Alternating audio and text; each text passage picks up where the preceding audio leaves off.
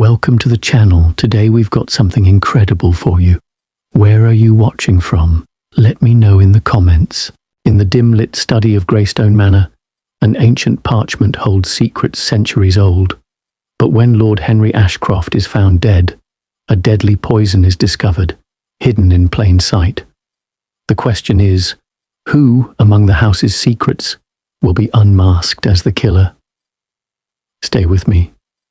The truth is more dangerous than the lies. Chapter 1. The arrival at Greystone Manor. The rain fell in long silver threads across the English countryside, soft at first, then gathering strength until the windows of the taxi blurred with watery streaks. Hercule Poirot, seated upright and immaculate as ever, adjusted his moustaches with a touch of satisfaction.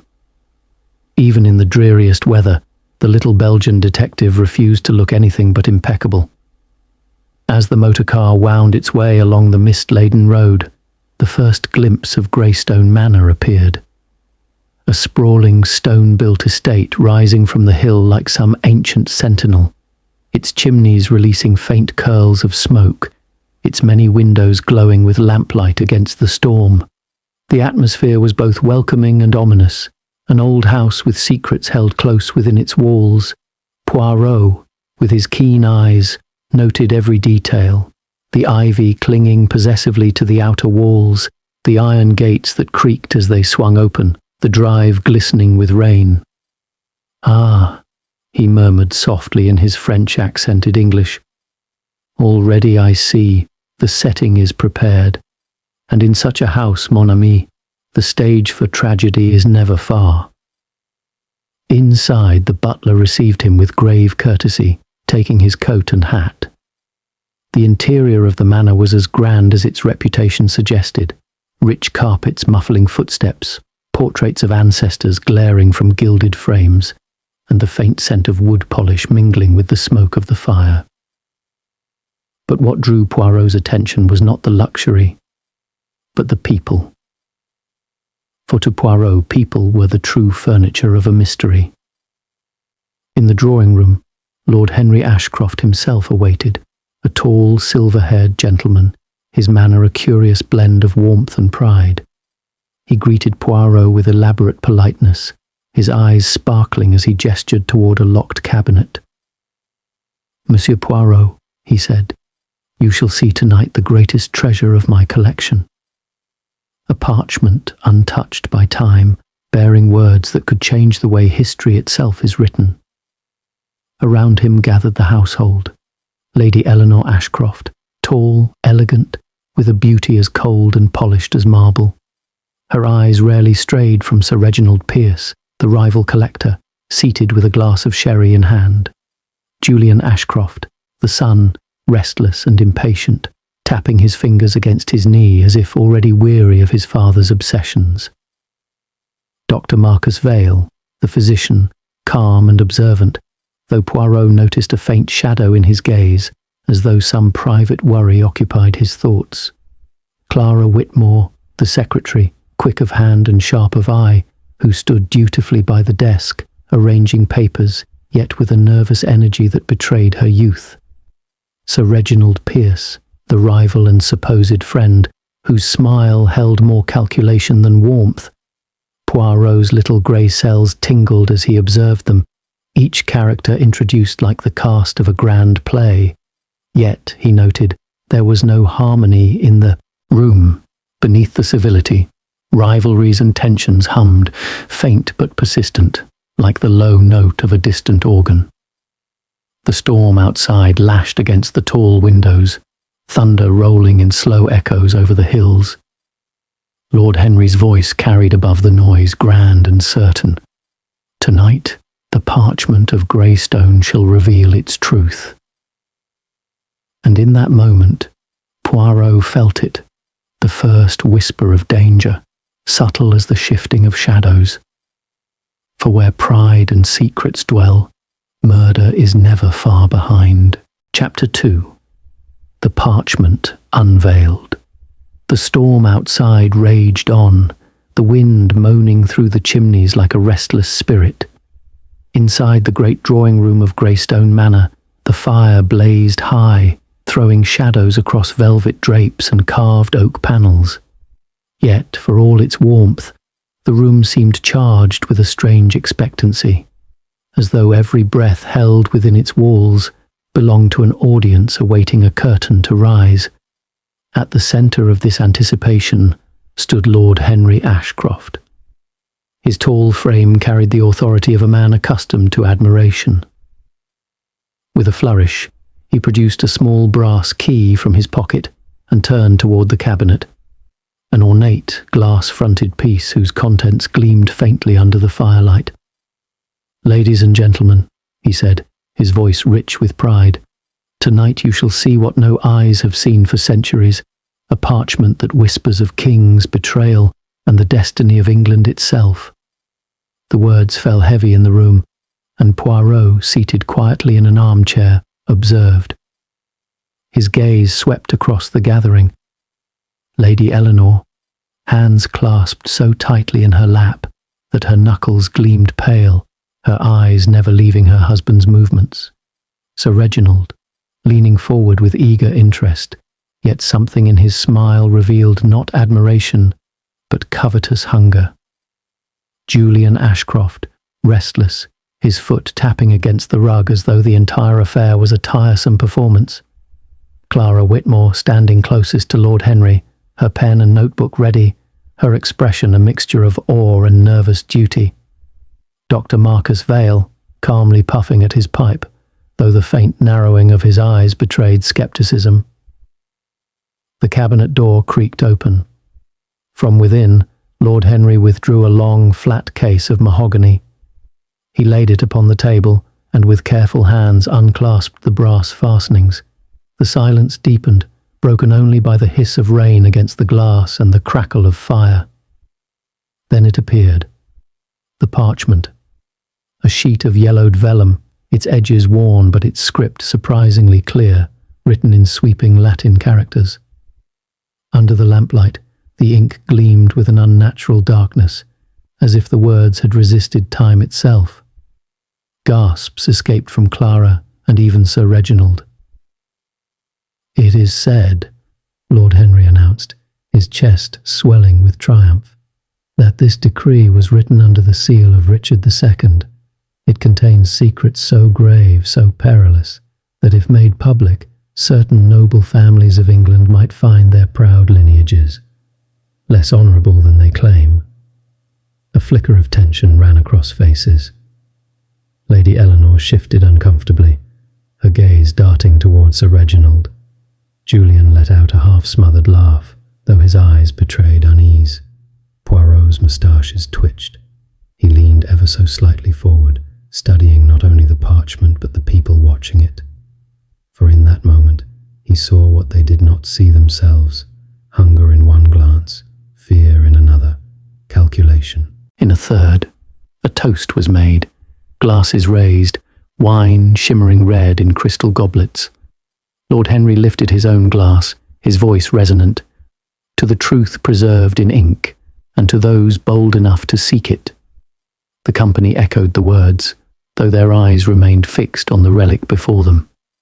The parchment was returned to its case, the case to the cabinet, and the key slipped once more into Lord Henry's waistcoat pocket. Yet, though the object was hidden again, its presence lingered like a ghost in the room, and Poirot, smoothing his moustache, thought quietly, "Ah, this parchment, it has already poisoned more hearts than any vial of cyanide, the parchment, or the pride it awakens." As the clock chimed the hour, thunder rolled above the manor. A strange hush fell, though no one could say why. Each soul felt it. An invisible line had been crossed. The parchment was no longer a treasure. It was a spark, and the fire it would ignite could not be contained. Chapter 3. The sudden death. The night deepened into a tempest, the storm clawing at Greystone Manor as if eager to break inside. Yet within those thick stone walls, all seemed safe, warm, and still. Guests retired to their chambers with the heavy air of unspoken thoughts pressing upon them. The parchment had been locked away, but its shadow lingered in every corridor like a secret whisper. Poirot, in his guest room, sat for a while at the small writing desk, arranging his tie pin and brushing his immaculate moustaches before bed. He noted the peculiar silence of the house, broken only by the rhythmic beat of rain and the occasional crack of thunder. "Mon Dieu," he murmured softly. "There is tension here, like a string pulled too tightly. And when it snaps, it will be sudden." The morning came with pale, reluctant light. A maid's scream pierced the stillness of dawn. Poirot, rising instantly, adjusted his dressing gown and stepped into the corridor, his sharp mind already alert. Doors opened, faces appeared, fearful, dishevelled, uncertain. The sound had come from the study. Inside, the scene was chilling. Lord Henry Ashcroft lay slumped at his desk, his head tilted awkwardly to one side. Before him a silver goblet lay on its side, crimson wine staining the rug like spilled blood. His lips were tinged faintly blue, his eyes fixed in the glassy stillness of death. Lady Eleanor rushed forward with a cry, only to be caught by Dr. Vale, who bent to examine the lifeless body. His face darkened as he placed 2 fingers against the cold wrist. "It is no use," he said grimly. "Lord Henry is dead." Gasps and murmurs filled the room. Clara Whitmore clasped her hands against her mouth, trembling violently.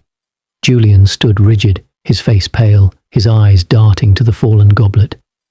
Sir Reginald, in contrast, leaned heavily upon his cane, his gaze narrowing as if suspicion had already formed in his mind. Poirot entered last, but his presence instantly quieted the chaos. He bent low, observing the details with his meticulous eye. The goblet bore smudged fingerprints, but not curiously Lord Henry's. A faint almond-like odour lingered near the rim. Wine stains darkened the rug, but did not mark Lord Henry's shirt or hands. "Messieurs, mesdames," Poirot said softly, his voice calm as the storm rumbled beyond the windows. "We must be very careful. It is not a natural passing. It is death most unnatural," Lady Eleanor sobbed, insisting her husband had retired early to the study, as was his custom, and she had not disturbed him. Julian muttered angrily that it must have been some sudden ailment, but his trembling hands betrayed disbelief. Clara, still pale, whispered, I saw him alive when I left him last night. He asked me to place the parchment beside him for reading before he slept." Poirot's gaze moved to the desk where the ancient parchment lay, its case open, the yellowed vellum exposed. The edges curled faintly, as though it had been handled. The detective's eyes narrowed, moustaches twitching with thought. Dr. Vale straightened, his voice solemn. "The symptoms, the lips, the sudden collapse. It suggests poisoning." Poirot nodded slowly. "Oui, docteur. The poison is there, somewhere. Perhaps in the wine. Perhaps." He paused, letting his eyes rest deliberately upon the parchment. Or perhaps in the very thing he cherished most. The room fell silent, the storm outside seeming to hold its breath. A sense of dread spread among the household. Death had come to Greystone Manor, swift and merciless, and with it the certainty that none present could be trusted. Poirot stood tall, his eyes glittering with quiet resolve. No one must leave this room. A murderer is among us. And with those words, the cosy warmth of the manor dissolved into fear. Chapter 4. Whispers and Suspicions. The storm outside had lessened into a steady drizzle, but within Greystone Manor, the air was darker than ever. Fear crept along its hallways like an unseen guest. The sudden death of Lord Henry Ashcroft had shaken every soul beneath that ancient roof, yet even in grief, suspicion bloomed quickly, for death by poison always whispers of deliberate hands. Poirot stood near the hearth of the study, his sharp eyes sweeping across the mournful gathering. He spoke little, but his silence pressed more heavily than words. His little grey cells were already stirring, assembling patterns where others saw only chaos. Lady Eleanor, pale as ivory, sat upon a velvet chair, her handkerchief pressed delicately to her lips. "It is unbearable," she murmured, her voice trembling. Henry was well, full of vigour. How could this be? Poison? Here in his own home? Yet her gaze betrayed unease, darting quickly, too quickly, towards Sir Reginald Pierce before lowering again. Poirot noted it, his moustaches twitching. Julian Ashcroft, the son, paced the room with restless steps. His voice broke the silence with impatience. "This is madness. My father was not murdered. He suffered pains before, Dr. Vale will confirm it. A sudden collapse. Yes, that is all." Yet the young man's hands betrayed him, clenching and unclenching as if grasping at an explanation he did not truly believe. Poirot observed the fire in his eyes. Anger, yes, but perhaps also fear. Dr. Marcus Vale, grave and deliberate, shook his head. "No, Julian. I fear there can be no mistake. The signs are unmistakable. Cyanide. Its mark is clear." He lowered his voice, almost to himself. "But who would dare place such a thing in his wine?" Poirot let the silence linger before speaking. His voice, calm and measured, carried through the room like the steady beat of a metronome. "Messieurs, mesdames, permit me to ask, did any one of you see Lord Henry drink from his goblet last night?" The question struck like a sudden clap of thunder. Lady Eleanor shook her head faintly. Julian muttered that he had gone to bed early. Clara Whitmore, trembling at the edge of the room, lifted her eyes. I was with him before midnight. He asked me to make a copy of the parchment. He was alive then. I swear it. I left the goblet on the desk. Untouched, Poirot regarded her keenly.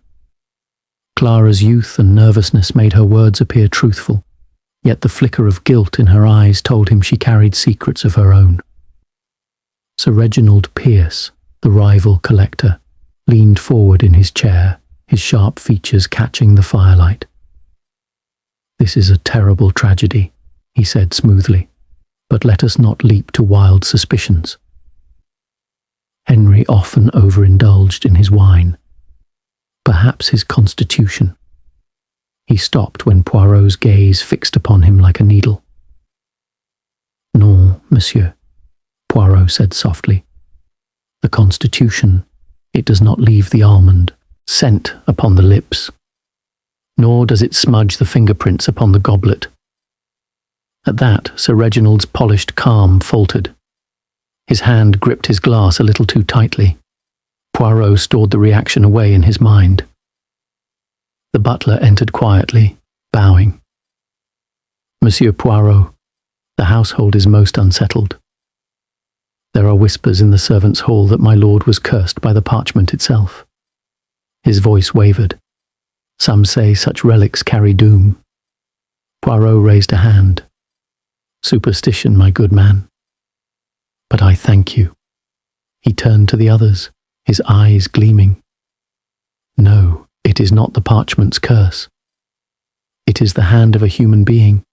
Someone here placed death where there should have been only wine. Someone feared Lord Henry, or what he had discovered." A hush fell. The crackling fire filled the silence, its light dancing across anxious faces. Every soul present felt the invisible finger of suspicion touch them. Poirot folded his hands neatly before him. "The truth," he said gently, "will not remain hidden." It never does. And though his voice was soothing, its certainty sent a chill into every heart. Chapter 5. The clue in the ink. The rain had quieted to a mist, a grey veil over the countryside. Within Greystone Manor, the storm had not lessened. It had merely shifted indoors, where fear and suspicion moved like unseen shadows. Poirot, ever serene, requested that all remain gathered in the study, For it was here, among ink and vellum, that the truth would begin to stir. The ancient parchment lay upon the desk, its yellowed surface illuminated by the glow of a lamp. Poirot leaned over it, his fingertips clasped delicately behind his back, his moustaches quivering in thought. The others watched in silence, each caught between reverence for the relic and dread of what it now represented. He bent close, peering with those sharp, bird-like eyes, and then he saw it. "Ah!" Poirot's exclamation broke the hush. "Regardez. There upon the margin, do you see it?" The company leaned in, hesitant. At first glance the parchment appeared as it had before, lines of Latin text, dark and firm, the proud strokes of a scribe long dead. But where Poirot's finger hovered, there was something faint, so faint it might have gone unseen but for his meticulous gaze. A smear of fresh ink, darker than the rest, glistened subtly under the lamplight. "This," Poirot said softly, "is no writing of the 14th century. This is the ink of today." A murmur rippled through the room. Clara Whitmore gasped, her face paling. Poirot turned his gaze upon her, gentle yet unyielding. "Mademoiselle Clara," he said, "you were asked to make a copy, were you not?" She nodded quickly, her voice trembling. "Yes, Monsieur Poirot. Lord Henry wished me to restore its legibility. He asked me to trace over faded lines, and you did this, alone, with the parchment." Poirot's voice was not accusing, but calm, as if drawing her into confession. I only did as I was told," she stammered. "I handled the parchment, yes. But when I left him, he was alive, perfectly well." Poirot inclined his head, thoughtful. "And yet, it is curious, is it not? The ink, it is still moist when it should be centuries dry." "Fresh ink, freshly laid," Lady Eleanor spoke suddenly, her voice sharp. "Are you suggesting she damaged it? Forged it?" Her eyes burned with something that was not entirely outrage, perhaps fear. Poirot raised a delicate hand. "I suggest nothing yet. But let us consider, mes amis. This parchment, it is touched by only a few. It is precious, yes, but also it is dangerous." He paused, glancing once more at the goblet of wine upon the desk. The almond scent still lingered faintly, unmistakable. He leaned closer to the parchment again, his nose twitching almost imperceptibly. "The poison," Poirot whispered. "Perhaps it is not in the wine at all." The words sent a ripple through the room. Julian scoffed nervously. "What do you mean? How else?" Poirot straightened, his eyes glittering. "Imagine, if you will, a man proud, excited, touching again and again the relic he so treasures. He traces its lines, his lips pressing close as he studies, perhaps even moistening a fingertip to turn the vellum. And if that parchment had been brushed with a powder, cyanide for example, it would pass easily to his mouth, to his breath, to his very blood." The silence was absolute. Outside, a crow cried harshly in the rain-damp air. Inside, the faces of the household seemed drained of colour, as if the parchment itself exuded menace. Poirot's voice softened. The goblet, it was a decoy. A clever touch to draw suspicion elsewhere. But the true instrument, it was the parchment, poisoned as delicately as one paints a stroke of ink. Clara trembled, tears glimmering in her eyes. I only copied it. I swear it." Poirot gave a small bow of the head. "Perhaps. Or perhaps you copied more than words, mademoiselle. You copied danger." He let the words hang, soothing yet terrifying, as though the truth itself were slowly unravelling like a thread. In that moment, every soul in the room felt it. The parchment was no longer a relic of history. It was a silent witness, a weapon, and perhaps even an accomplice, and among them sat the one who had wielded it with deadly intent. Chapter 6. Secrets revealed. The study had become a chamber of unease. The rain pressed gently against the tall windows, like fingers drumming upon glass, while the fire sank lower in the grate. Its dying flames cast long, uncertain shadows across the room, as though the house itself were listening. Poirot stood with his hands neatly folded, his gaze sweeping over each face. His little grey cells whispered to him that beneath the grief and shock there were deeper things, things concealed but straining to break free. Death, he knew, had a way of loosening tongues. It was Lady Eleanor who broke first. She sat stiffly in her chair, her beauty frozen like a mask of marble. Yet as Poirot's quiet eyes lingered upon her, her composure faltered. She pressed her handkerchief to her lips, her shoulders trembling ever so slightly. At last, with a sudden cry, she rose. "Very well. I cannot endure this any longer. Henry discovered my correspondence. He threatened to expose me." The room stirred. Sir Reginald's face hardened, and a low murmur ran through the others. Poirot inclined his head gently. "Correspondence, madame?" "With whom?" Her eyes flickered towards Sir Reginald, and in that glance the truth was spoken before she uttered a word. Sir Reginald shifted in his chair, his hand tightening upon the head of his cane. "Yes," Lady Eleanor whispered, her voice breaking. "With Sir Reginald." It was nothing, only words, foolish words. But Henry was furious. He said he would ruin me, cast me out, disgrace me utterly. Sir Reginald's voice cut through, low and edged. "She exaggerates, Poirot." There was affection, yes, but no crime. Lord Henry was jealous, vainly so. He guarded his possessions, including his wife, like a miser guards gold. Poirot raised a hand, silencing the growing storm between them.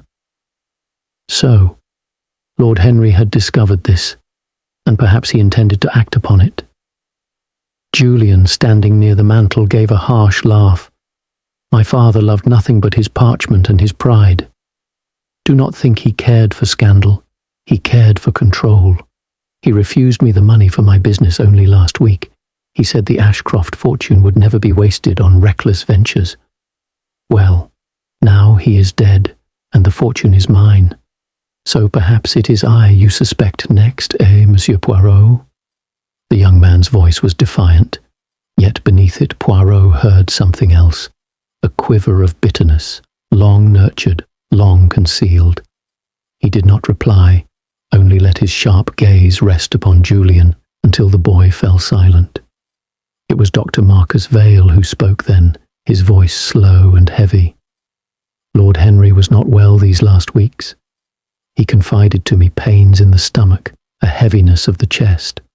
I urged him to take rest, to abandon his obsession with relics. But he dismissed me. He said history was worth more than health." The doctor sighed, his eyes dark. "I cannot say I am surprised death has claimed him. Only, not in this manner." Poirot nodded thoughtfully, though his mind turned rapidly. "Illness, yes. But illness did not explain the almond scent, the smudged fingerprints, the ink too fresh upon ancient parchment. No, illness was merely the curtain. Behind it stood a hand most deliberate. As though summoned by Poirot's thoughts, a fresh clue revealed itself. Near the hearth, upon the stone ledge, a scrap of paper lay half-burned. Poirot stooped gracefully and plucked it from the ashes. Its edges were singed, but upon it still remained a few written words, clear enough, a fragment of a note, signed in the hand of Clara Whitmore. Poirot turned, his voice calm but firm. "Mademoiselle, it seems a letter of yours was consigned to the fire. Why, I wonder, would Lord Henry seek to destroy it, or you to conceal it?" Clara's face drained of colour. Her hands trembled as she tried to speak. It was nothing, Monsieur Poirot." only instructions, notes about the parchment. Her voice faltered, her eyes filled with unshed tears. But he found out what I had done. I changed some lines in the parchment, only to make it appear whole. I swear it was not meant to deceive. I feared he would dismiss me, ruin me. The silence that followed was heavy with accusation. Each confession, each hidden truth, had surfaced like stones in a drained riverbed. Lady Eleanor's secret affection, Julian's bitter resentment, Clara's forgery, all exposed, all plausible motives. Poirot straightened, his gaze grave but gentle. Voila. Already the secrets, they rise to the surface. Lord Henry was not merely killed by poison.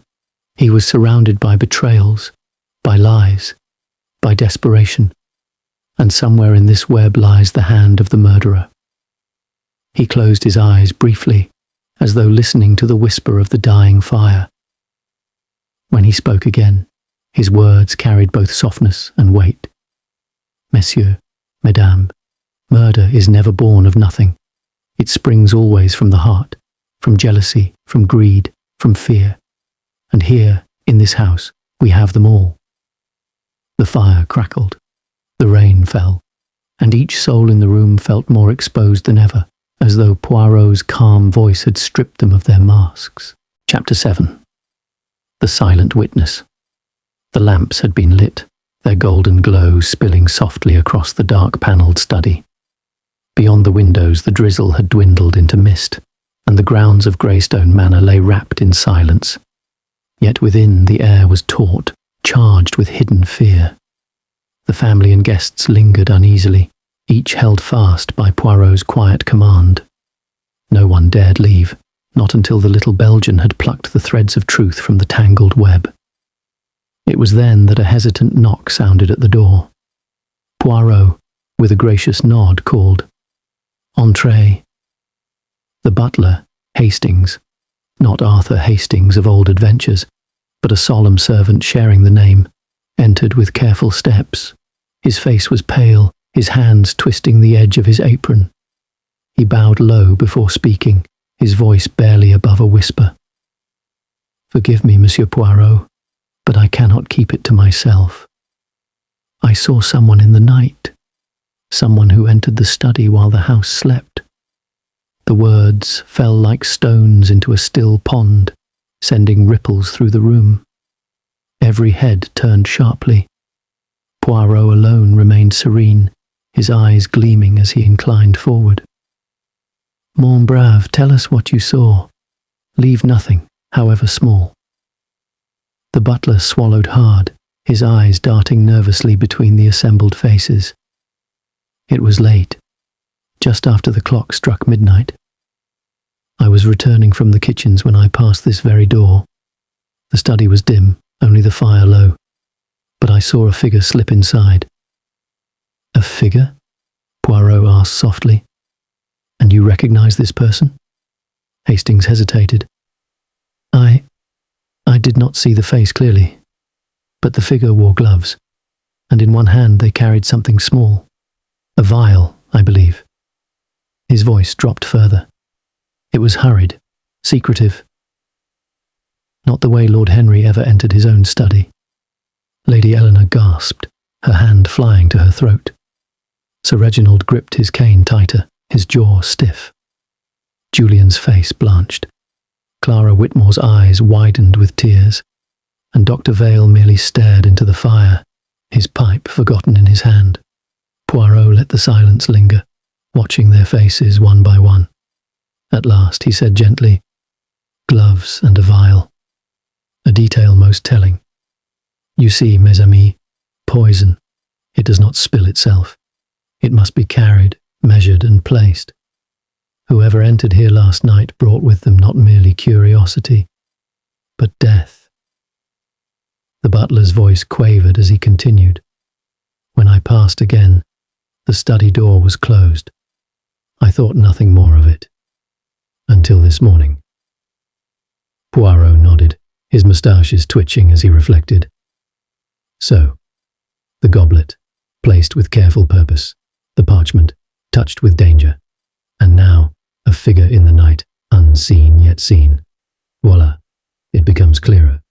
The murderer did not act in impulse. No, this was planned, prepared, a performance. He turned toward the desk where the parchment still lay. His fingers hovered above it, though he did not touch. Observe, mes amis. The wine stains upon the carpet, but not upon Lord Henry's clothing. A curious thing, is it not? It suggests the goblet was spilled deliberately before death to mislead the eye, and meanwhile the true weapon lay silent in plain sight. The guests shifted uneasily, the fire crackling like muted laughter. Poirot's voice grew softer, almost soothing, though it carried the weight of inevitability. The parchment has been poisoned, but someone among you, chose to use it as their blade, who entered with gloves, with vial. That, mes amis, is the question which will lead us to the heart of the truth. The butler bowed again, retreating with a shaken expression, leaving the others to their thoughts. And so the room fell once more into silence, but it was no longer the silence of mourning. It was the silence of fear, of eyes cast sideways, of suspicion pressing close like a fog. Poirot stood motionless by the fire, his silhouette sharp against the flames. "A silent witness has spoken," he murmured, "and now the murderer's shadow grows darker, more distinct. Soon, very soon, it will be revealed." Chapter 8. Poirot's gathering storm. The rain had stopped altogether now, leaving only a heavy mist that clung to the lawns of Greystone Manor. Within, the silence was deeper than before, broken only by the ticking of the great clock in the hall. That slow, measured rhythm seemed almost to echo Poirot's own thoughts, steady, deliberate, relentless.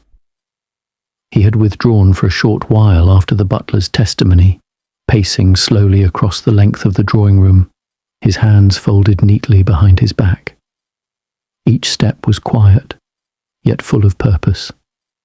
His head inclined now and then, as though listening not to the voices of the living, but to the whispers of order forming within his little grey cells. The household gathered uneasily, none daring to speak first. Lady Eleanor sat stiff and pale, her eyes fixed upon the flames. Julian leaned against the mantel, restless as a caged animal. Sir Reginald's face was carved from stone, but his fingers tapped lightly against the head of his cane. Clara Whitmore clutched her notebook like a shield, her knuckles white, and Dr. Vale, solemn, leaned into the shadows, pipe smoke curling like ghosts about him. At last Poirot stopped. He turned slowly, his voice calm but carrying the weight of judgment. "Mesdames, messieurs, already we have learned much. We know the goblet was not the true weapon. It was placed carefully to mislead us. We know too that the parchment itself bore the poison, and we know, thanks to the testimony of the butler, that someone entered this study at midnight, carrying with them gloves and a vial. Voila. We begin to see the pattern his words hung in the air, soft yet heavy. Each syllable fell like the drop of water that wears away stone. He moved toward the desk, gesturing lightly toward the parchment. Consider, if you please, Lord Henry was a man of obsession. He handled this relic with pride, with love. He would have touched it again and again. A drop of cyanide brushed upon its surface, and the poison passes silently to the lips, to the breath, to the blood. It is elegant, it is cruel, and it is clever. Poirot's dark eyes scanned their faces. But ask yourselves this: who had the chance, who had the skill, who had the motive to make such a plan? Lady Eleanor stirred, her voice breaking the silence. "You cannot believe it was I. Yes, Henry threatened to expose me, but poison? I could never." Poirot inclined his head gravely. "You loved another, madame, but jealousy, it is rarely the poisoner's motive. More often it is fear, fear of ruin, fear of discovery, yet I do not accuse. Not yet, Julian burst out suddenly. If it is fear, then look to Clara. She admitted she altered the parchment. Father discovered her deceit. She had the most to lose. Clara cried out, her voice trembling. No! I restored it, yes, but I did not kill him. He was kind to me, even when he was stern. Why would I?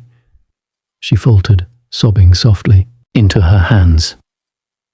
Sir Reginald's voice cut through, cold and sharp. Perhaps because deceit leads to desperation. Or perhaps because she is not alone in guilt. We are all under suspicion, are we not, Monsieur Poirot? Poirot's moustaches twitched, but his voice remained soothing.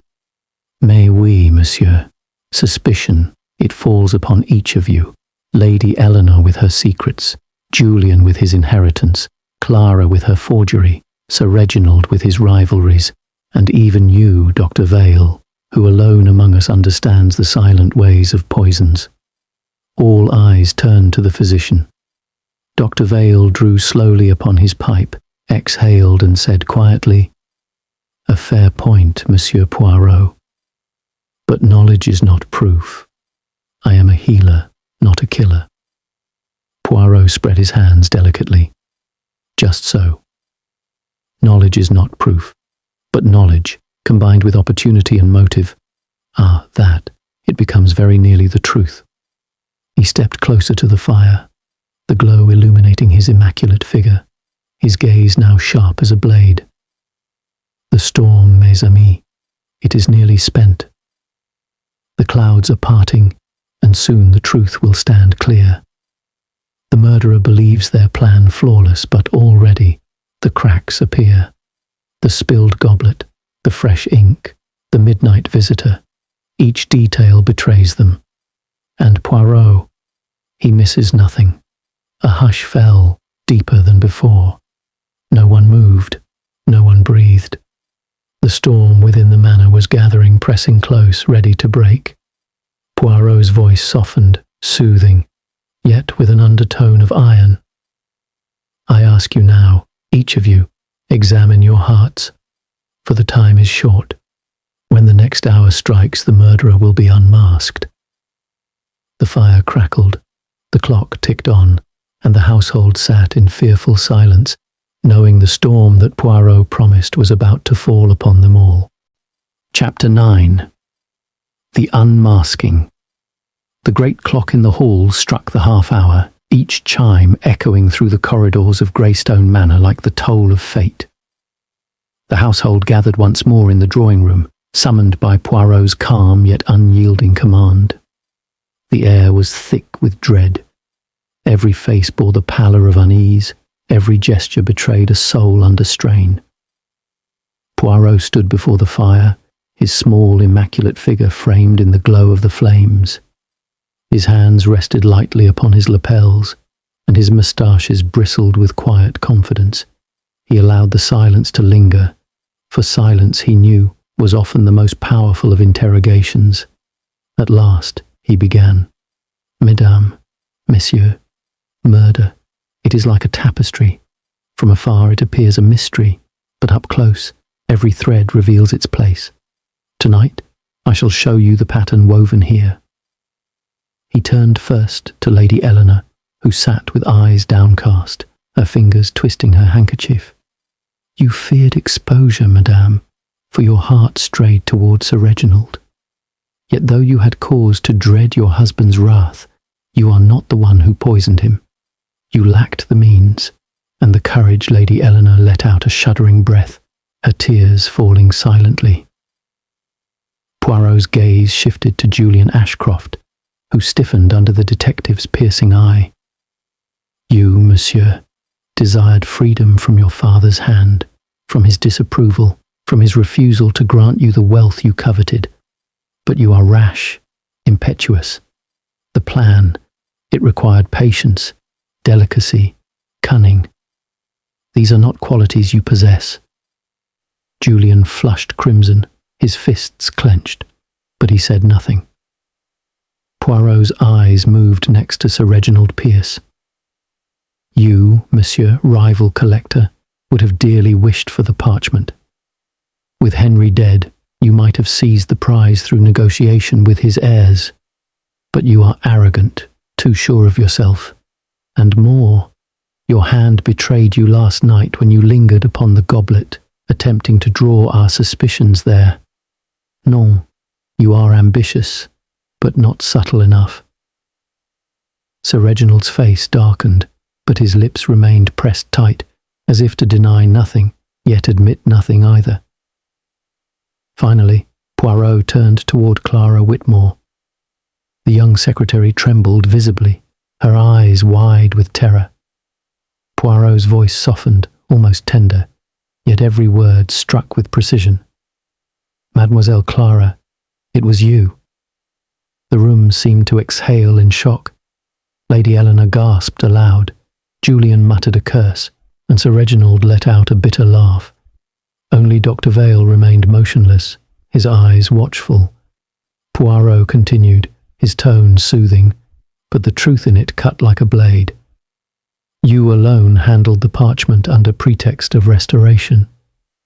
You alone laid fresh ink upon its surface. When Lord Henry discovered your forgery, he threatened to expose you. Your career, your reputation, everything would have been destroyed.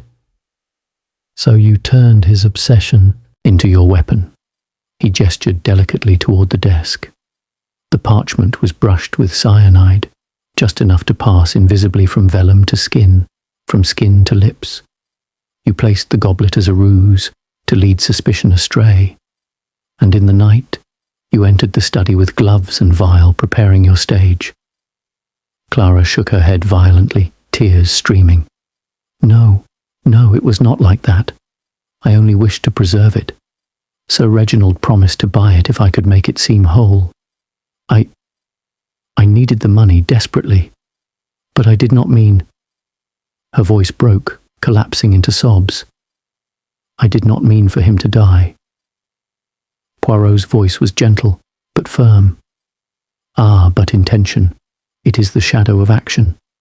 The poison does not ask if you mean well, mademoiselle. It kills all the same. The silence that followed was absolute, broken only by Clara's quiet weeping. Each face in the room was a mirror of shock, some with pity, some with contempt. Poirot folded his hands behind his back, his words closing the net.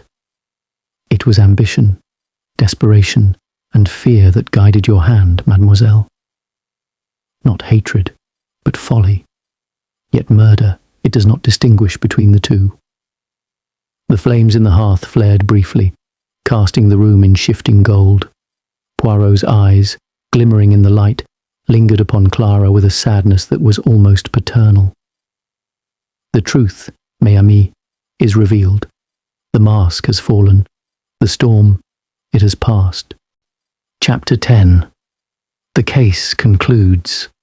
The storm had passed. Outside, the dawn stretched pale fingers across the misty grounds of Greystone Manor, painting the wet lawns in a dim, reluctant light. The house, however, seemed older, heavier, as though its very stones had absorbed the tragedy that had unfolded within. Clara Whitmore sat collapsed in a chair, her sobs softened now into weary silence. The weight of her confession pressed upon her slight frame like a cloak too heavy to bear. Lady Eleanor stood by the window, her eyes fixed upon the horizon, her handkerchief limp in her fingers. Julian Ashcroft leaned against the mantel, pale and shaken, though a strange hardness had settled in his eyes. Sir Reginald's lips curled with a bitter triumph, yet even he seemed subdued, humbled by the presence of death and justice. Poirot remained near the hearth, as still and composed as ever, his head bowed slightly, his hands folded neatly upon his lapels. Only the soft flick of his moustaches betrayed the activity of his thoughts.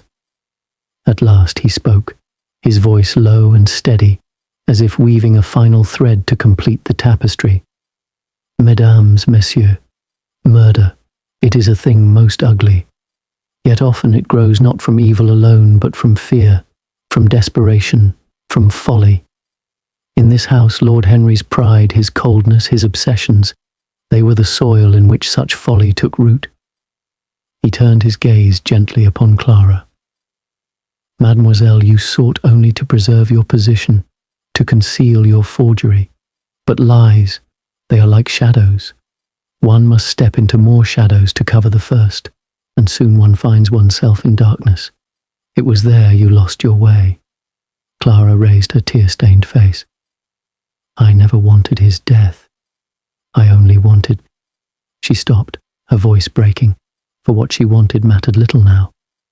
Poirot inclined his head sadly. No, mademoiselle. The poison, it does not ask your desire. It obeys only its nature. And so, a man lies dead. Lady Eleanor gave a soft cry and pressed her handkerchief to her lips.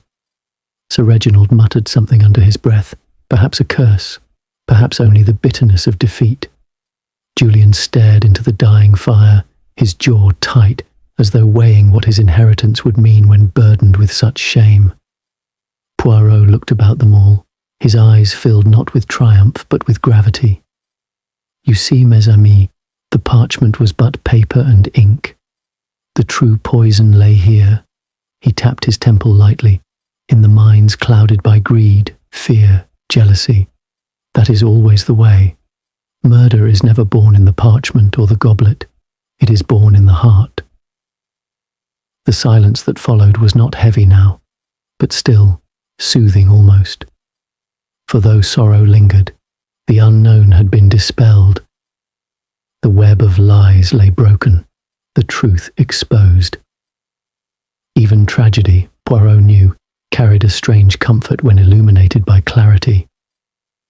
He stepped toward the door, pausing a moment to smooth his gloves. The police, they will come. Justice, it will be served. But as for me, his voice softened, almost wistful. I take no pride in this victory, for in such matters there are no winners, only survivors. The clock in the hall struck the hour, and with it, the household seemed to awaken from its nightmare. The storm had gone, the day had come, and though Greystone Manor would never be the same, life, shaken, chastened, would go on. And Poirot, immaculate as always, stepped out into the misty morning, his silhouette fading slowly into the new light, leaving behind not only a solved mystery, but a lesson spoken in his quiet, soothing way. Truth, mes amis, it may be bitter, but it is always better than the lie.